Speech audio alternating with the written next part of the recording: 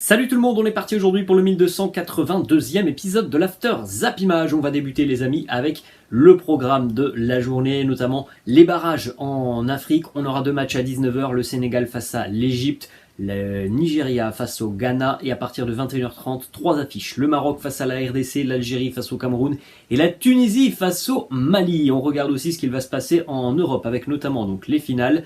La Pologne face à la Suède, le Portugal face à la Macédoine du Nord et puis vous avez aussi quelques matchs amicaux, notamment aujourd'hui l'Angleterre face à la Côte d'Ivoire, les Pays-Bas face à l'Allemagne, la Turquie face à l'Italie et à l'équipe de France face à l'Afrique du Sud. Ça sera à partir de 21h15 au stade Pierre-Mauroy pour l'équipe de France. Donc France-Afrique du Sud, 21h15 évidemment, c'est diffusé sur TF1. On souhaite un joyeux anniversaire à N'Golo Kanté qui fête aujourd'hui ses 31 ans. N'Golo Kanté qui devrait vraisemblablement être aligné ce soir dans le milieu de terrain de l'équipe de France. Vous pouvez jeter un petit coup d'œil juste à côté de moi. La composition d'équipe probable des Bleus pour affronter l'Afrique du Sud avec du changement. Mike Maignan dans les buts. On devrait retrouver une défense à 3. Kimpembe, Varane, William Saliba. Et donc au milieu de terrain, on aurait Rabiot, Kanté, Klose et Digne en piston sur les côtés. Et puis donc sur le front de l'attaque, Antoine Griezmann au poste de numéro 10 avec deux attaquants, Christopher Nkunku et Kylian Mbappé. Une information qui concerne Aurélien Tchouaméni, que l'on a vu très à l'aise et très influent dans le jeu de l'équipe de France la semaine passée face à la Côte d'Ivoire. Il est incertain pour ce match face à l'Afrique du Sud ce soir. Hier, Aurélien Tchouaméni était fiévreux. Ensuite, on jette un coup d'œil, les amis, à des statistiques intéressantes aussi sur Mike Maignan, qui sera vraisemblablement le futur gardien de l'équipe de France lorsque Hugo Lloris décidera de mettre un terme à sa carrière internationale. Mike Maignan, cette saison, en Serie A, c'est 45% de clean sheet. Personne ne fait mieux dans le championnat italien. Et quasiment 77% de tirs arrêtés. C'est le deuxième meilleur ratio de la Serie A. On enchaîne avec une déclaration de Lucas Hernandez qui rêve de vivre une Coupe du Monde avec son frangin. Il nous dit être avec mon frère à la Coupe du Monde. Ça serait quelque chose d'incroyable. Et bien sûr, y aller en tant que titulaire, c'est l'objectif. Les deux joueurs, évidemment, prétendent à une place de titulaire. Ils sont plutôt bien placés d'ailleurs dans cette hiérarchie. Donc, il y a évidemment de grandes chances d'avoir les frères Hernandez au Mondial au Qatar en fin de saison. On poursuit du côté du Portugal. Le Portugal qui affronte donc la Macédoine du Nord ce soir. Petite information pour ceux qui veulent suivre cette rencontre, W9 a décidé de déprogrammer la finale donc de ces barrages. La diffusion bascule sur la chaîne 6play. Ça aurait dû être diffusé sur W9 et puis il y a eu un changement de programme du côté de W9. Ensuite, on continue avec une déclaration de Cristiano Ronaldo par rapport à son avenir et notamment sa retraite et il l'a fait savoir en conférence de presse hier sur un ton très très sérieux. Il en a marre qu'on lui pose cette question, Cristiano. Donc voilà la réponse. Celui qui va décider, c'est moi et personne d'autre. Celui qui commande, c'est moi, point final. Et il a annoncé que pour le moment, la retraite, c'était pas à l'ordre du jour. Ensuite, une information du côté de la Squadra Azzurra italienne. Malgré l'élimination la semaine dernière face à la Macédoine du Nord, Roberto Mancini, le sélectionneur italien, va rester à son poste. Il a de nouveau annoncé que son objectif était de remporter le mondial, donc il va falloir encore travailler pour l'Italie et puis revenir déjà évidemment dans 4 ans possiblement. Ensuite, on a une information et une déclaration du côté de la sélection espagnole de Luis Enrique. Depuis quelques semaines, beaucoup de rumeurs qui annoncent que Luis Enrique pourrait quitter la sélection espagnole quelques mois avant le mondial pour aller reprendre un club. Luis Enrique annonce qu'il sera au Qatar avec l'Espagne. J'ai donné ma parole, rien ne me donne autant envie que de représenter mon pays au mondial. Encore plus avec cette sélection et cette fédération, je peux le dire haut et fort, je suis là où je veux être. Donc voilà, le discours est très clair, il ne quittera pas la sélection espagnole avant le mondial. Ensuite, on enchaîne les amis avec une information qui concerne l'équipe de France Espoir. Résultat pour les Bleuets hier, Victoire 5-0 face à l'Irlande du Nord. Là aussi, Diop, Guiri, Maxence Cacré et Kalimundo, avec notamment les 4 buts inscrits en seconde mi-temps qui ont été inscrits en l'espace de 10 minutes. L'équipe de France reçut 6 sur 6 dans cette phase de groupe, avec 23 buts marqués, 0 but encaissé. Les Féroé sont très très loin pour l'équipe de France depuis le match où là les Bleus avaient été surpris. On va poursuivre les amis du côté de l'Espagne. On a plusieurs déclarations du président du FC Barcelone, Joan Laporta, qui s'est exprimé sur pas mal de sujets, notamment le dossier Lionel Messi, et il nous dit pour le moment, nous n'envisageons pas un retour de Léo Messi. Nous sommes en train de construire une équipe jeune, nous y associons des personnes avec une certaine expérience, mais encore une fois, pour le bien économique du FC Barcelone, pour le moment, nous n'envisageons absolument pas un retour de Léo Messi. Joan Laporta qui nous dit aussi, avec Messi, notre relation est moins fluide maintenant, il est à Paris, ce n'est pas facile pour moi, il y a des choses qui ont changé, mais j'ai fait ce que je devais faire l'été dernier pour ne pas mettre le Barça dans une situation qui allait lui causer des soucis financièrement. C'est vrai qu'on ne se parle plus comme avant. Ensuite, on a cette une du quotidien Sport aujourd'hui qui annonce Firache Ansu, la signature d'Ansu Fati, puisqu'on en avait parlé hier, et vous avez l'image aussi du club catalan qui a évidemment communiqué sur les réseaux sociaux. Ansu Fati de retour à l'entraînement hier du côté de Barcelone. On espère évidemment pour Ansu Fati que voilà, physiquement c'est la bonne, c'est le grand retour pour lui, et Firache Ansu, ça veut dire la signature d'Ansu Fati. Évidemment, ça peut être vu comme un nouveau renfort du côté de Barcelone.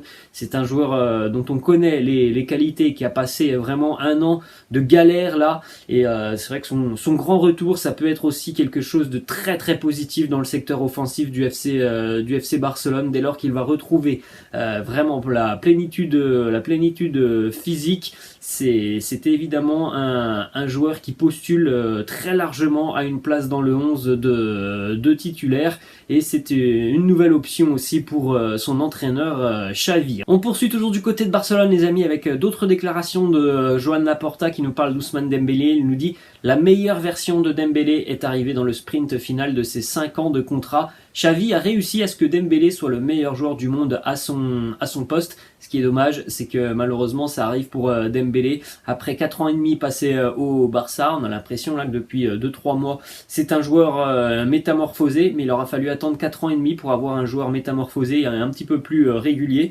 On souhaite évidemment à Dembélé de poursuivre sur sa lancée sur cette seconde partie de saison et cette fin de saison.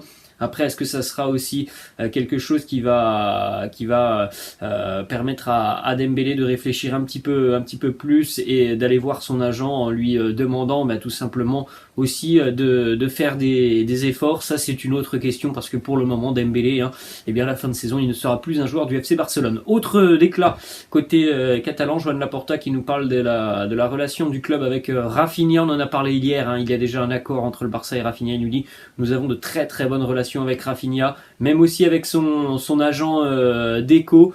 Pour le moment, ce n'est pas un joueur du club, mais on pense que évidemment il pourra nous aider sur le prochain mercato. Donc il a confirmé évidemment toutes les rumeurs. Rafinha a de très très grandes chances d'atterrir au Barça l'été prochain. Une autre déclaration de Laporta sur la possibilité aussi de voir Adama Traoré continuer avec le Barça l'année prochaine. Il nous dit: un échange Francisco Trincao et Adama, c'est une possibilité. Nous sommes très heureux d'Adama à l'heure actuelle. On en a parlé aussi depuis une quinzaine de jours. Le Barça n'envisage pas de lever l'option d'achat d'Adama Traoré. La clause est quand même élevée du côté barcelonais. Voilà, ce qui est pour le moment évoqué, c'est un échange entre Trincao et Adama Traoré. Et on va terminer avec une dernière déclaration de Laporta sur Xavi, l'homme du projet. Il nous dit: Xavi restera autant qu'il le veut à Barcelone. Je veux Xavi en tant qu'entraîneur pour de nombreuses années. Il sera l'homme de mon projet. On continue toujours du côté de Barcelone. Une déclaration de Dani Alves qui, malgré son âge très avancé, continue de s'inspirer d'autres joueurs. Il nous dit « J'admire beaucoup ce que fait Trent Alexander-Arnold. C'est un fantastique joueur. C'est un joueur qui est tout simplement de classe mondiale.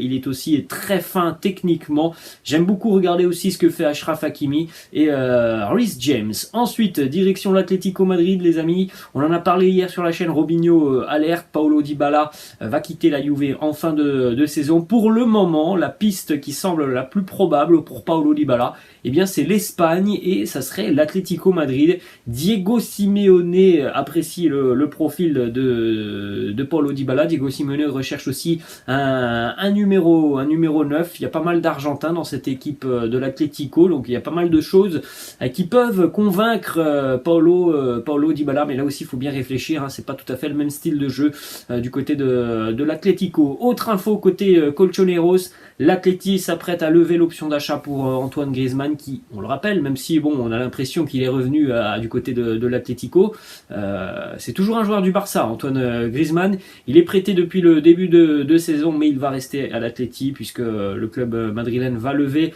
l'option d'achat qui s'élève à peu près à 40 millions d'euros. On continue les amis du côté de Madrid et on va au Real où Isco le week-end dernier a été aperçu en Italie, c'était à Florence et justement Isco pourrait s'engager cet été du côté de la Fiorentina. On ne compte plus sur lui du côté de Madrid, c'est un salaire aussi qui pose problème au club, donc il y aura pas mal de portes de sortie pour Isco. La Fiorentina en fait partie, il y en a d'autres aussi, hein, notamment du côté de l'Angleterre. L'AC Milan aussi, hein, qui est toujours très, très intéressé. En tout cas, Isco devrait quitter le Real. En ce qui concerne Eden Hazard, on l'a dit, il a été opéré Eden Hazard.